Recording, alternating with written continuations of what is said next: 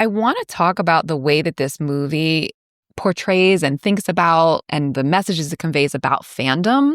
I think a lot of these spoof movies end up sort of shitting on fans, and this doesn't at all. It's very gentle and appreciative of fans, and I like that. Have you ever had something you love dismissed because it's just pop culture? What others might deem stupid shit, you know matters. You know it's worth talking and thinking about. And so do we. So come overthink with us as we delve into our deep thoughts about stupid shit. I'm Tracie Guy Decker, and you're listening to Deep Thoughts About Stupid Shit, because pop culture is still culture, and shouldn't you know what's in your head? On today's episode, I'll be sharing my deep thoughts about the 1999 film Galaxy Quest with my sister, Emily Guy Birkin, and with you. Let's dive in. Okay, Em, I know you've seen this. I think maybe we've seen it together. Tell me what's in your head about Galaxy Quest. I think I remember it pretty well. So the things that I like stick in my head are, I think it's Justin Long, who's the fan who is trying to, Brandon. And his mom's like, no, you have to take the trash out now. Yeah. So that moment was just so delightful. And then there's a point where they're minors. I'm like, well, how can you tell how old they are? And meaning Yeah, no. The actual line, it says, oh, could they be the minors? And Tony Shalhoub's character goes, yeah, they're only 3 years old. And Alan Rickman's character goes, minors, not minors. And then Alan Rickman just being a delight to where are you going? To see if there's a pub. And then also there's a point where Tim Allen's character's shirt gets torn off and Alan Rickman's character is just oh yeah, of course now he's shirtless. So these little jokes are what I remember from it. I remember it feeling seen by this movie in that we were never super fans of Star Trek growing up, but we grew up with it. We were fans, though. Yeah. I mean, Dad took us to a convention. He did. Do you remember? Yeah, I remember. So it felt like this movie was for us in a lot of ways, because it was not only fans are actually pretty cool, because that Justin Long character is how they're able to survive, but it also winked at how ridiculous this thing that we love is, and we love it anyway. And I just remember Dad being tickled by it. Particularly, we're recording this on the 12th anniversary of when we lost Dad, so it feels appropriate that we're talking about it today, because I just remember Dad giggling. When Dad was really, really amused by something, his laugh was just so infectious. Yeah. So tell me, why are we talking about it? Yeah, well, all the things you just said. I think we're talking about it now in part because I recently saw a fan or a listener who commented on our Apple podcast site and said, I wonder if the hosts would ever tackle Star Trek. And we see you, listener. Thank you for the suggestion. And also, I am totally intimidated by tackling Star Trek. It's just so big, and so much ink has been spilled, talking about it, and so many iterations and versions of it that it feels too big, certainly for a single episode. And so looking at Galaxy Quest, which was looking at Star Trek, felt like a way to sort of move in that direction in a chunk I could handle a little bit. So that's kind of why it came to the top of the list right now. And some of the things I want to talk about, you've already sort of started pointing to. I want to talk about the way that this movie portrays and thinks about and the messages it conveys about fandom. I think a lot of these spoof movies end up sort of shitting on fans, and this doesn't at all. It's very gentle and appreciative of fans, and I like that. I like that. That's kind of what you were naming about sort of feeling seen. So I want to talk about that. I want to talk about the meta storytelling, the way that it's commenting on Star Trek. And it does that in so many ways. And not just Star Trek, other TV, science fiction shows that get a lot of, that sort of dedicated fan base, but I think Star Trek in particular. And it does that sort of meta conversation in a lot of ways. I think a similar actual film might be Scream in terms of the meta conversation. I need to do Scream at some point. I would like for you to do that. But the way that it sort of explicitly names some of the tropes and therefore sort of critiques, but also comments on, but then also uses, I think, or subverts in some way, I think is really, really interesting. It does it through casting, it does it through dialogue, it does it through plot devices. So I want to sort of tackle that a little bit or point to it. It also looks at gender a bit in the film, in the meta conversation about what was happening in Star Trek. And so I want to talk about gender as we often do. And in casting, like casting Sigourney Weaver as the only real female character of any, well, there's a Thermian, but anyway. And then finally, I want to talk about sort of the power of story in our lives, because I think there's a powerful lesson about that through Alan Rickman's character and his interaction with one of the aliens, but just in general. So those are kind of the buckets that I'll get to in our conversation. Before we get there, let me remind you and our listeners of the basic plot. I'm going to keep it relatively, I know I say this every time, but I think I actually can. I've heard that before. Maybe. I've been burned by you before. I'm going to sketch it out briefly. So we meet the cast of this now off-the-air TV show called Galaxy Quest. They're at a convention, and most of the cast are backstage waiting to come on to be introduced. They're waiting for Jason Nesbitt, who is played by Tim Allen. He played the commander, so the Captain Kirk equivalent, whose name was, the Galaxy Quest character's name is Peter Quincy Taggart. The actor's name is Jason Nesbitt, played by Tim Allen. They're waiting for him to show up. So the cast is Gwen, who is played by Sigourney Weaver, Gwen DeMarco.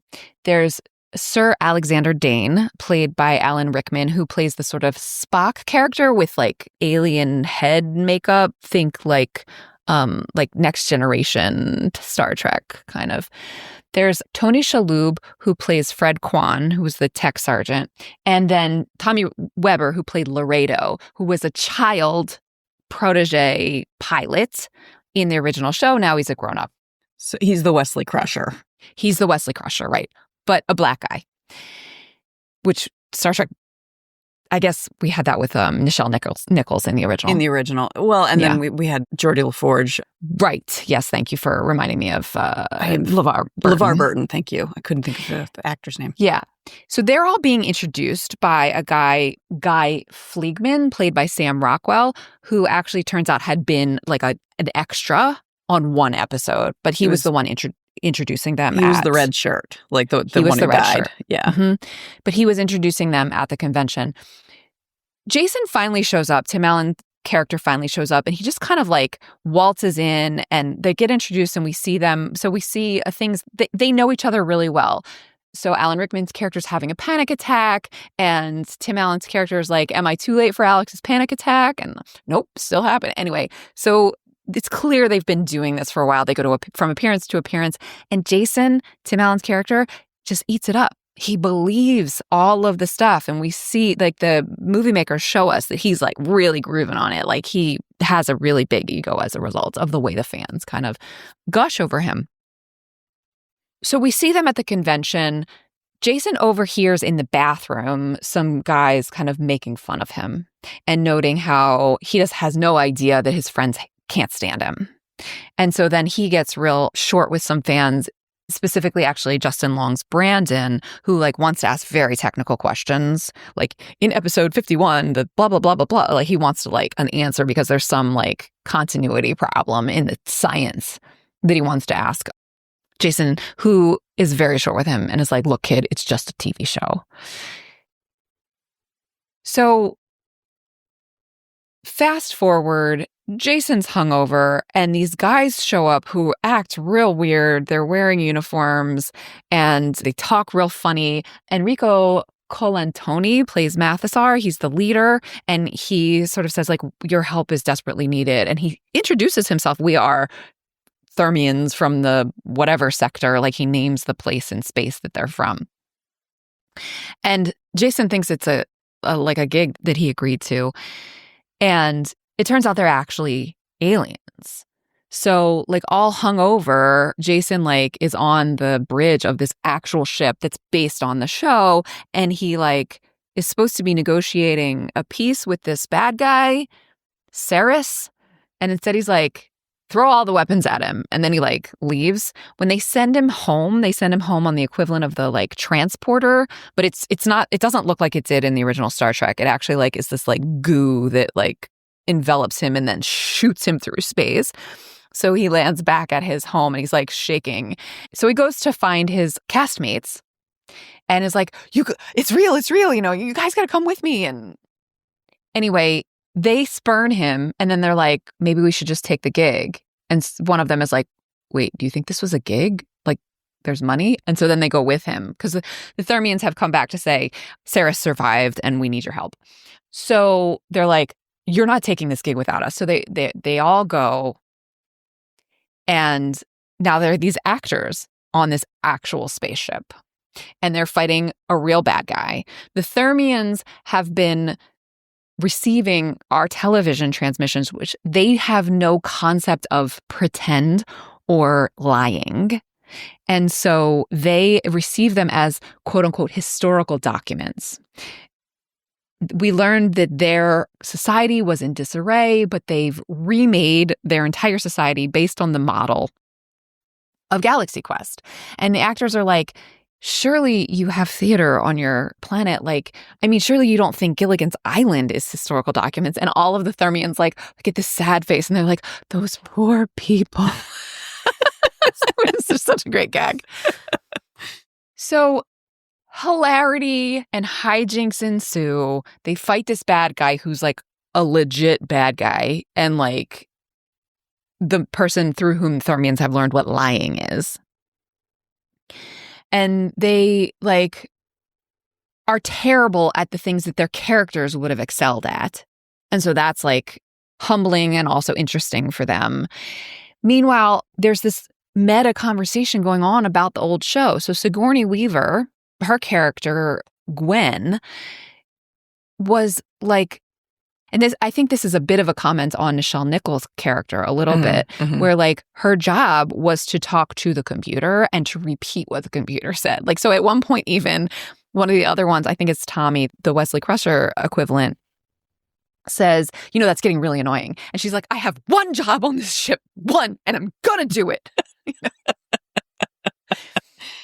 And she also like has like a push-up bra and is like boobs, if I recall.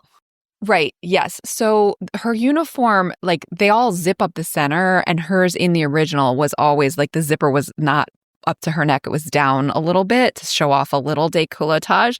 And then in the course of the movie we're watching, it gets like her uniform gets like ripped and the zipper comes down. And so we're seeing like big portions of her bra that's the same maroon as part of the uniform. So yes, there's a lot of boob, which is in the movie we're watching as much as it is in like the original TV show. So when they realized like how bad this is, at one point they had run away at like full turbo, which is not designed to do that. And they broke the ship. And so they need to go find a new beryllium sphere, which is like the power source. That's how they end up on that planet with the miners who are not miners. And therein lies a lot of the sort of commentary and meta. So Guy, was an extra and just was like happy to be a part of the show, now is terrified he's going to die because he's like he's the red shirt. Yeah. And so like the shuttle lands on this ship and like Tony Shalhoub's character goes to open the door and Guy is like, what are you doing? Is there even air? You don't know? And then he like takes a deep breath and holds his breath. and Tony Shalhoub's character is like, seems okay. Tony Shalhoub is a delight. He is so great in this film. He's so great in this film. So they get the sphere. There's a lot of commentary about that, like points to like, at one point, guys, like, did you guys even watch the show? Like, you can't do that. We can't just go talk to these aliens. So they get the sphere, they get it all set up, like, and then the bad guys, this is all out of order, but at some point the bad guys are on the ship. We see interactions. We see lots of interactions where we learn about the Thermian society and the ways that these aliens have interacted with the historical documents. I'm putting quotes around that. And the characters, there's one character from the aliens, Quelek is his name, and he idolized Alan Rickman's character. And Alan Rickman, we have seen, hates that this is what he's known for. He hates having been typecast. He has a Shakespearean training, and he hates that he's been typecast as this alien. And there's this line that the character always said, "By Grabthar's hammer, you shall be avenged." And he's like, we see him at the very beginning saying, "I will not say the line." And at one point, Quelek starts to say it to him, and he's like, "Stop, just don't." And you can see that Quelek is like so hurt by that. Like, "I'm so sorry, I won't, whatever." Quelek says to him at one point, "I hope this isn't too far, but I've always thought of you as a father because I didn't have one." And Quelek ends up getting shot, and he's dying. And Alex says the line to him in all sincerity. And you see the character, the actor, I don't know who played Quelek, but I guess I can look it up. Patrick Breen plays Quelek. And you can see him being comforted by having his idol say this like famous line to him as he's dying. And then Alex actually like is so pissed off and like wants to avenge this young person, this young alien, that he actually like starts attacking the bad guys and like kills a bunch of them. So they managed to get through this because Jason accidentally swapped communicators with Brandon, who is a teenaged fan who is very into it. Mm-hmm. And so Brandon and his friends, there are 3 or 4 others, all get on the line and they're like helping Jason and Gwen move through the ship based on their understanding of this fictional ship. There's that point where there's like the chopping thing, like the chompers, they call them. Yeah. And I remember Sigourney Weaver going, "You've got to be kidding me." Yeah. Why is this even here? And at one point, when they get through that bit, it's like these big hammers that are just like crushing in alternate directions that they have to sort of work their way through. And when they get to the end, there's this flame that spurts up. And she's like, "Whoever wrote this episode should be killed," or something like that. So Brandon and his friends help Gwen and Jason like do all that. We learn about the Omega-13, which nobody really knows what it is because the writers never actually said. Brandon, some people think it's a huge bomb that will just totally destroy the entire universe. Brandon and his friends think it's actually a matter rearranger that will give you a 13-second, like jump you back 13 seconds into the past. The very end, they managed to, through skill, like Tommy has been practicing by watching the old episodes to see how to work the navigation. And so they managed to actually beat Saris, the bad guy, and blow up his ship. But at the last minute, he actually transported or whatever onto their ship. Saris did. Okay. And so we see, like, they're all celebrating that they've won. They're going to go home. They actually have set a course for Earth. And then Tony Shalhoub's character, Fred, comes in onto the bridge and he starts shooting everybody. And then he, like, hits a button and it's actually Saris having used some sort of cloaking thing. So Mathazar and Jason activate the Omega-13. Go back. Mathazar is the captain, the leader of the Thermians. Yeah. Okay. They go back 13 seconds, and Jason's able to prevent Saris successfully, like shooting everybody. Then they crash. The Thermians separate with like a little shuttle, and the ship crash lands into the convention. Mm-hmm. And then they all step out onto the stage. Mm-hmm. Like there's a dude who just like opportunistically like picks up the microphone and introduces them as they come out. Mm-hmm. And Saris has survived. He comes out and Jason happens to have a ray gun and shoots him and he like explodes and the fans just go wild. And we see Gwen and Jason kiss and like, yay, and everything's Tony great. Shalhoub and one of the Thermians have... Yes. Because I remember Sam Rockwell, because when they start kissing and then like tentacles are coming out and he's like, oh no, that's not okay. Yeah, that happened a little earlier when Tony Shalhoub, when that character Fred he doesn't think he can do what needs to be done and he does it. And this female Thermian, her name is Lalani or something. I'm probably saying Laliari, played by Missy Pyle. She's into it, I guess. And then she goes with him and stays on Earth. She goes with him. And then so the last 2 minutes of the film, Galaxy Quest is being brought back for new adventures with all of them, including Guy, who is now the like chief security officer or something. Which, by the way, when everybody was being shot in the first version before the 13-second backup, Guy was the only one who didn't get shot. It's a reverse red shirt. Yeah. So we see that the show has been revived and now includes Guy, and Laliari is there. That's the character's name, played by Jane Doe. So that's it. Okay, it's never. Anyway, that's the basic plot. Mixed in there is all of this commentary about, like we said along the way, Sigourney Weaver's character saying, like, whoever wrote this should be shot. It doesn't make any sense. And as you noted when you were remembering, there's one point where Jason is like fighting this rock monster and ends up with his shirt off. And so Alex says to him, of course you managed to get your shirt off. And I don't remember what the context is, but Gwen says to Jason, like, that's rich coming from someone who slept with every Cyrillian slave girl that ever, or whatever, So there's a lot of commentary on some of the things that people talk about Star Trek. Including baked in. Yeah, including the idea that William Shatner has an ego. Because it's like, what's interesting, it's not just about the show or even just the show and the fans. It's also like what we know about the actors. Yeah, it was. So all of that is really, really interesting. So in talking about that meta piece, I want to talk about some of the choices that our filmmakers made, right? So I think in the writing, they comment on the tropes that we saw in the show, and then they subvert them or they lean back into them. And I think that's really interesting. Like the fact that Guy is the only one who doesn't get shot, which they've been talking the whole time about the fact that we had expendable crew members in Star Trek episodes. Like, we knew if there's a guy we never met before wearing a red shirt, he's probably going to die, right? Like, that was a thing. That was a pattern that we knew. And they talk about it. And then they subvert it, which is really interesting. And even the way that Guy's like, have you even seen the show? That reminds me of Scream, right? And things that we've talked about before, actually, when we talk about horror. If you know what genre you're in, you make different choices. Yeah. Well, and also, I feel like there's a little bit of commentary on Star Trek The Next Generation and Patrick Stewart, who, like, he was Shakespearean trained.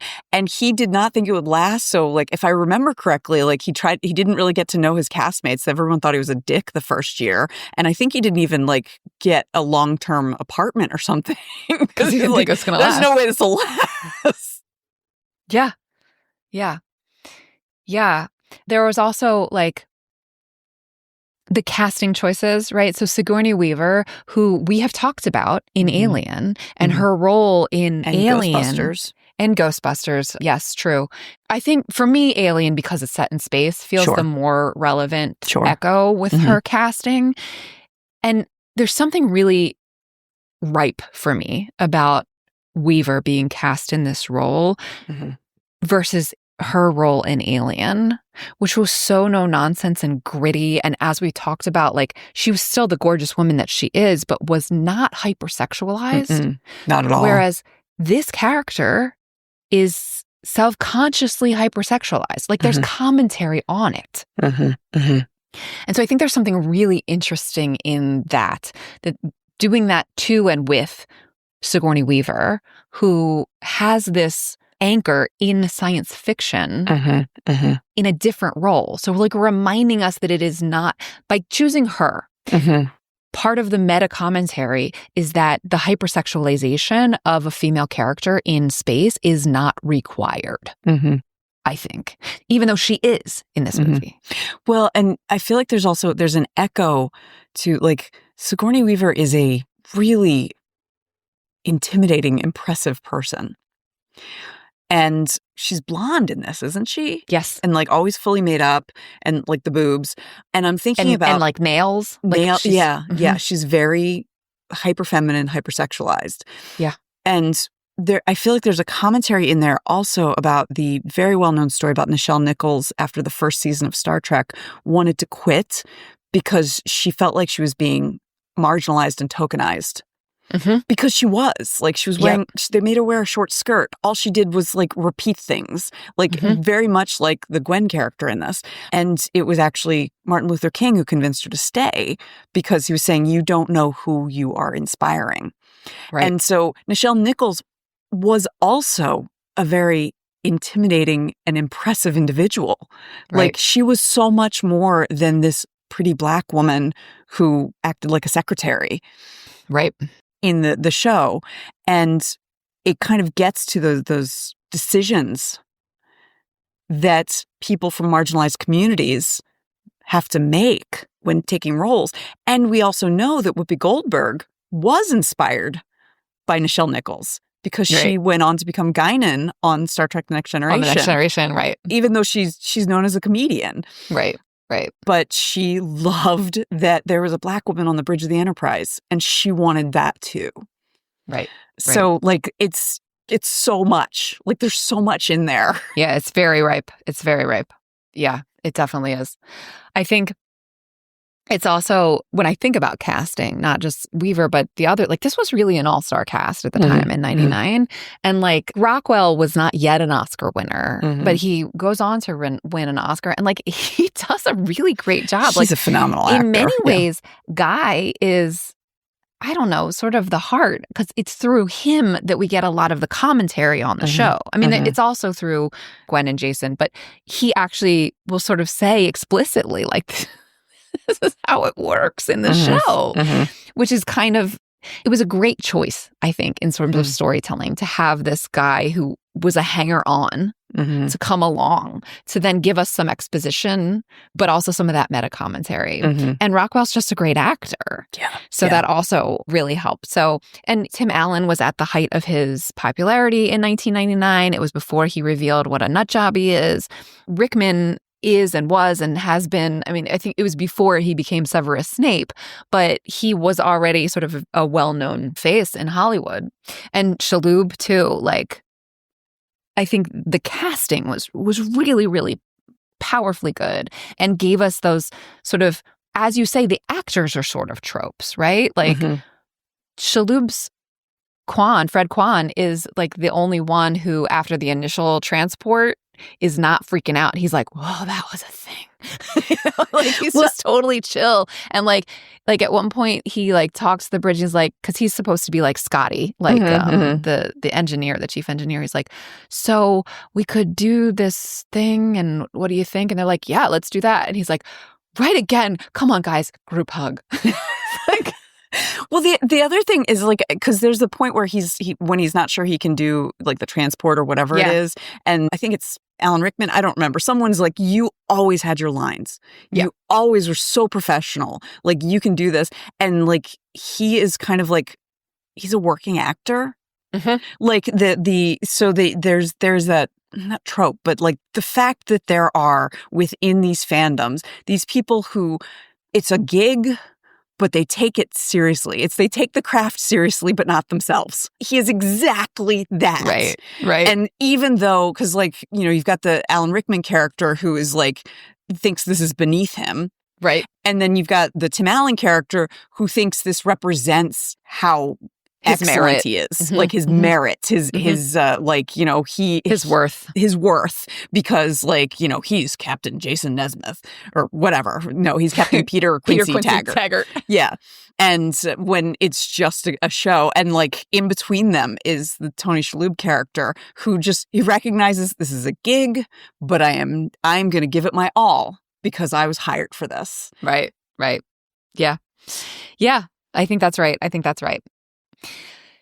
So one thing I want to talk about that I feel like a little bit gives with one hand and takes with the other is the way that our movie talks about sort of the treatment of romance and shipping in the original backstory TV show, right? So at one point, we like early on, we see Jason sort of hit on Gwen, and she's like, "It was cute when I didn't know you." But then when they think they're going to die, he says, "Gwen, I've always," and then he doesn't say it, and then they don't die. And she's like, "What were you going to say?" And at the very, like when they get off the ship and Saris is dead and they're on the stage back at the convention, he kisses her dramatically and she likes it. She's into it. And the fans go wild. And I think by having her spurn him in the beginning, that feels like commentary on the ways that, the RPF, real people fiction, kind of shipping that people end up doing for actors. And even the shipping that we do for characters, this sort of like it's convenient. And so we sort of create a romance in our mind, whether or not it actually makes sense for the characters. But then they end up together. And so that's why it feels like give with one hand and take with the other. So I kind of wish if instead they had just sort of hugged and it felt more platonic, I think this movie would have been like chef's kiss, almost perfect. That really, like on rewatch, bothers me. The other thing about this, now that I am a part of very active fandoms, I don't think that it would have been the Gwen and Jason shipping. I was just thinking that. It would have been Alex and Jason shipping. I was just thinking that because, like, the slash fiction comes from Kirk and Spock. Yes, exactly. Which, and like, if you're not aware, so slash fiction means when you pair two same-sex characters. And the way they would do that is because they would say it was Spock slash Kirk or Kirk slash Spock. Whereas if it was just friendship, they would do an ampersand, Kirk and Spock. And so, like, the term slash came to mean any.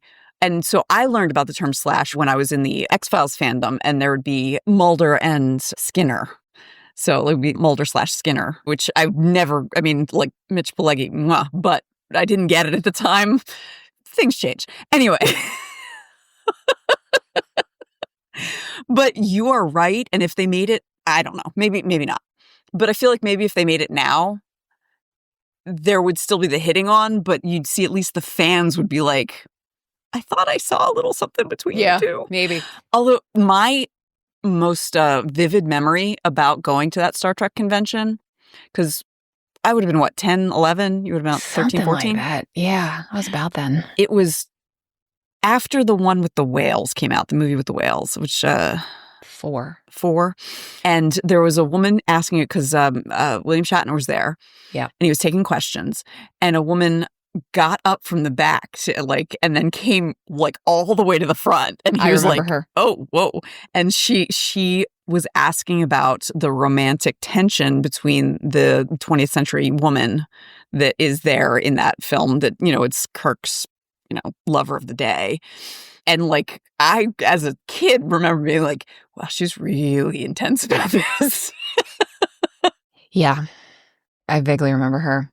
It's funny that you say if it were made today, because one of the things that I think about if it were made today is I think, one of the things I named was I think this film is very gentle with fans. Like Brandon, the teenage fan, and his friends save the universe, basically. And they're basically good people. Like, I think all of the fans, we kind of get the sense that they're good people who just really love something. Yeah. This film being made in 99, sort of at the very early stages of like the internet where we were still using AOL chat rooms, fandom has changed as a result of the internet and social media.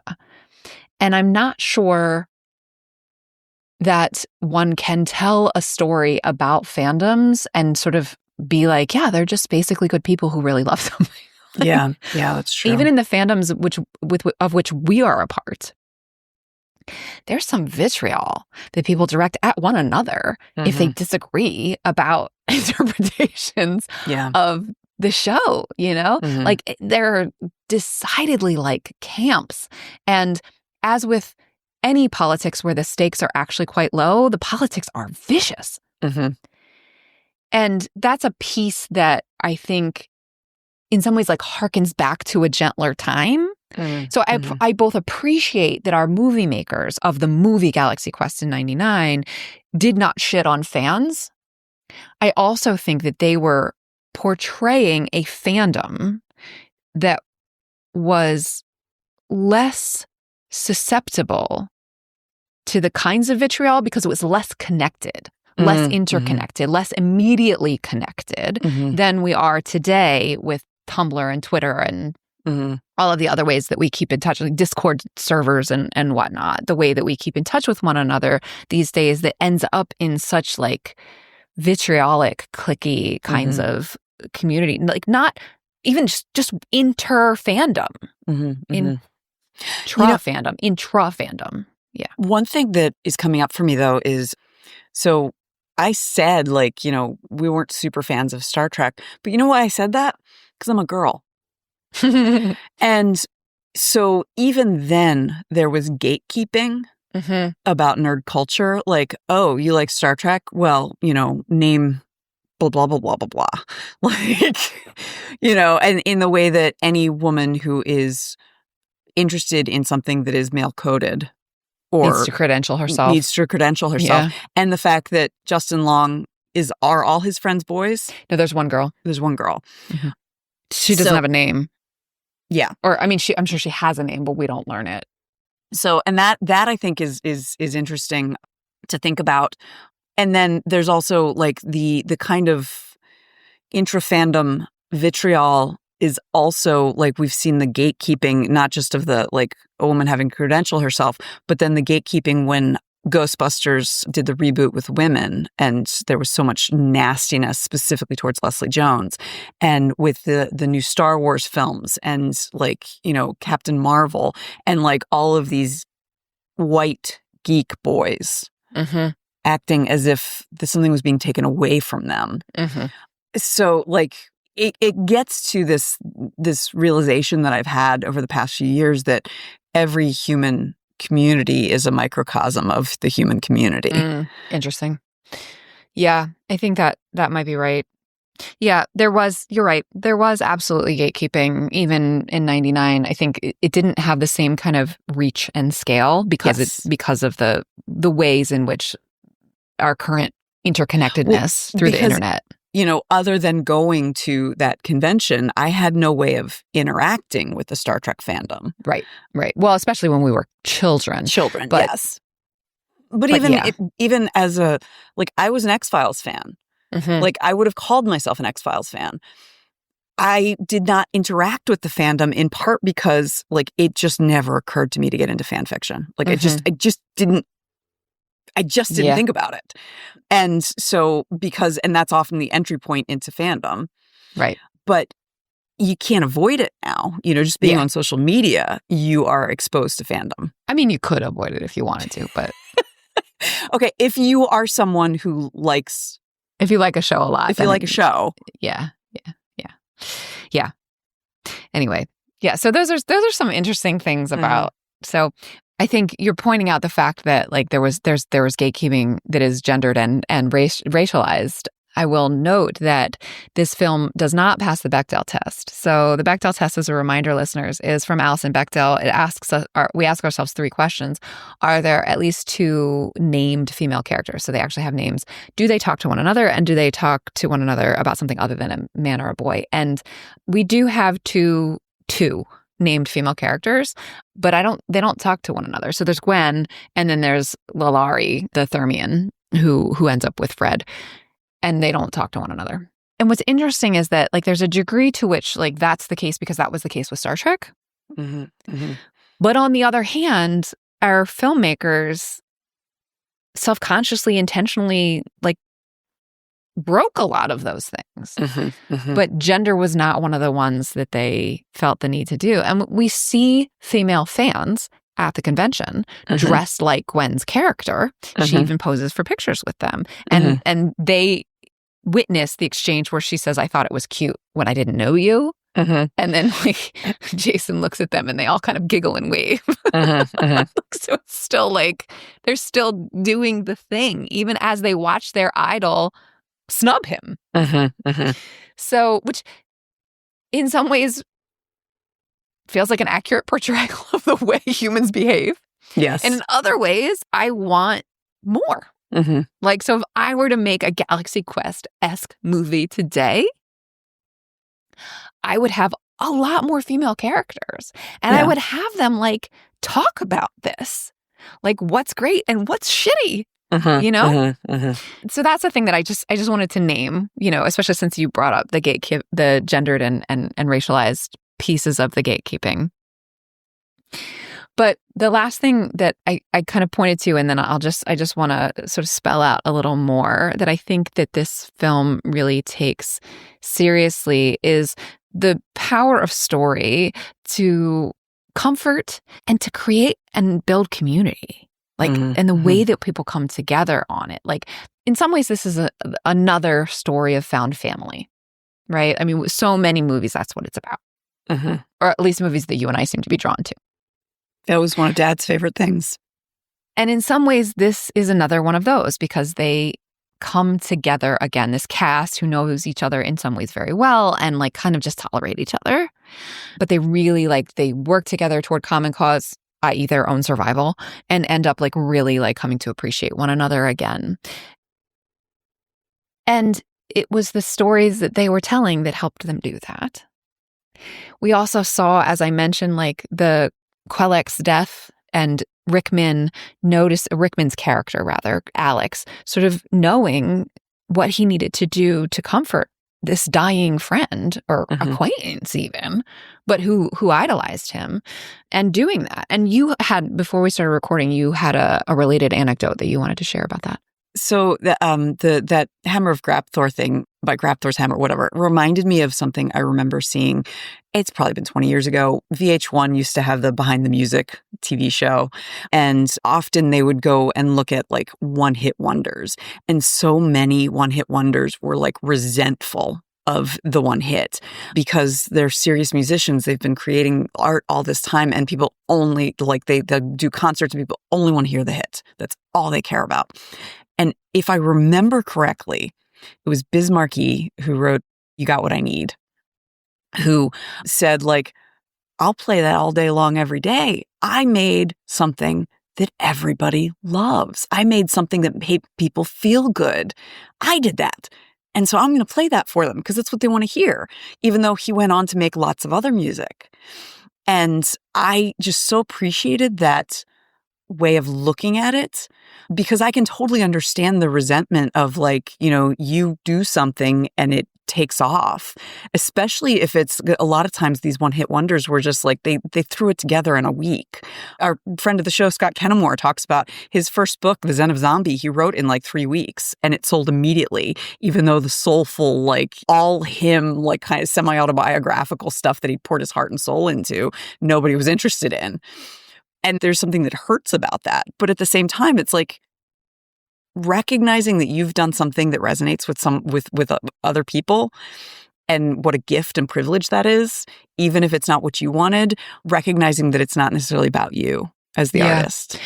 The way you said it before we started recording was that there are some things that are for you as the artist and there are some things that are for them, your fans. And that's a moment that Alex has as Quelec is dying. That it's not for Alex anymore. It's for Quelec. And I think that really resonated when you said that. That's why I'm lifting it back up. I just was naming that, you know, I think that's something that our filmmakers kind of are recognizing about Star Trek, right? And sort of and putting on display for us about Star Trek, about the power of story and storytelling to move us and to bring us together. So I think that's part of why it feels so delightful to you and me who care so much about story and storytelling. Yeah. I do want to, before you wrap up, there's one other thing that I really associate with this film, with our dad, which is I feel like I had a conversation with Dad about how even though the Thermians like appear very human-like, that the movie did a good job in showing us something alien in their complete inability to understand deception or pretend or lying. And I feel like we had a conversation, I don't know, but about how such a small difference, because it really does feel like a small difference, can make a huge difference in how you interact with the world and the way that you do things. And it reminded me of, there's one of the famous Next Generation episodes, Shaka When the Walls Fell. I don't think that's what the episode's called, but there's a race. That's the phrase that he keeps saying. They only speak in metaphor. They speak in metaphor. And I remember talking to Dad about that. And we were like, how do you have scientific discoveries if you speak in metaphor? And I remember like talking about like an atom. Like, how would you describe an atom with, something orbiting? And like, I remember thinking of like when I was really little and Dad could like spin me around so that I like, and so that would be the metaphor.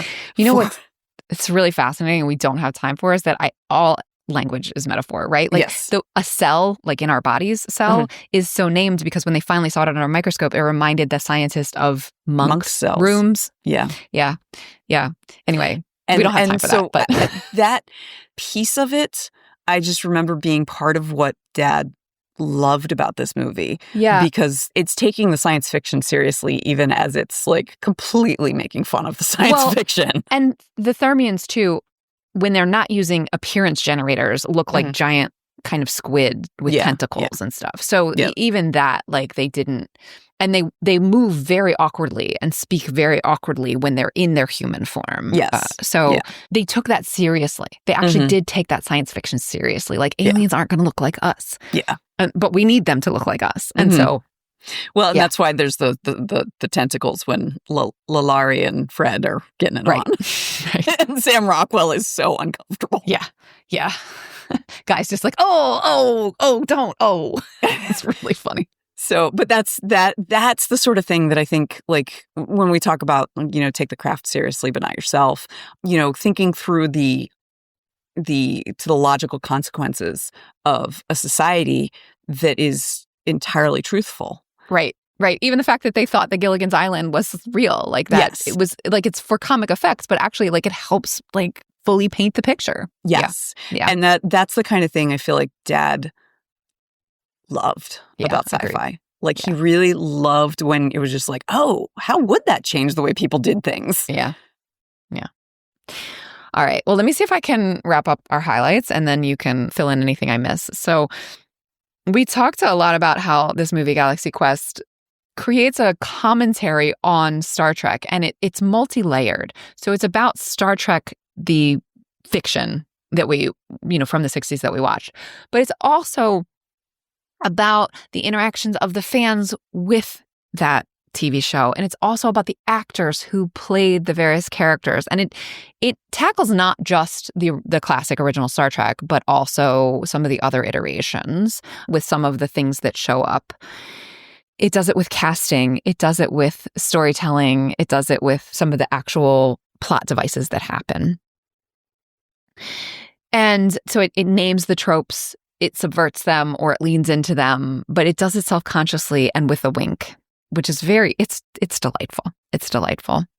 One of the things that it gets, it's very gentle with fans and fandom in ways that other spoofs, like Spaceballs, for instance, are not, right? So, I mean, we hear Jason say, it's just a TV show, get over it, but it's not.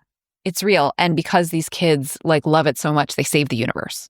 Right. And so there's a hug that it gives to fandom, which we both wondered if it would still give that hug if it were made today, because as you noted, even then there was gatekeeping. And today, given the interconnectedness of the world and the immediacy of our communication, that gatekeeping and faction creation is only more so and is only exacerbated and more vitriolic. I spent some significant time talking about the casting of Sigourney Weaver and what that sort of does in sort of thinking about gender in science fiction because of Weaver's earlier famous role as Ripley in Alien, wherein she is not hypersexualized, versus her as this Gwen whose character is hypersexualized, and sort of the conversation that having Weaver in that role plays. We also talked about, I named the fact the romance between Gwen and Jason feels a little bit of a letdown in terms of the other commentary that we get from this film. Like, I wish that there had been more of a platonic coming together for the two of them so that we could not force Gwen back into that thing that we saw her reject earlier.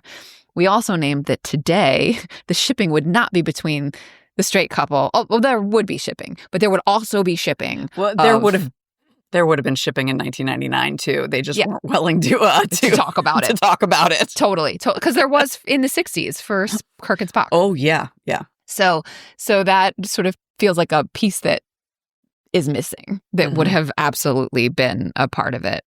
We landed on the power of story, both to move us, to bring us together, but also sort of the artist in understanding the role, like understanding who their art is for.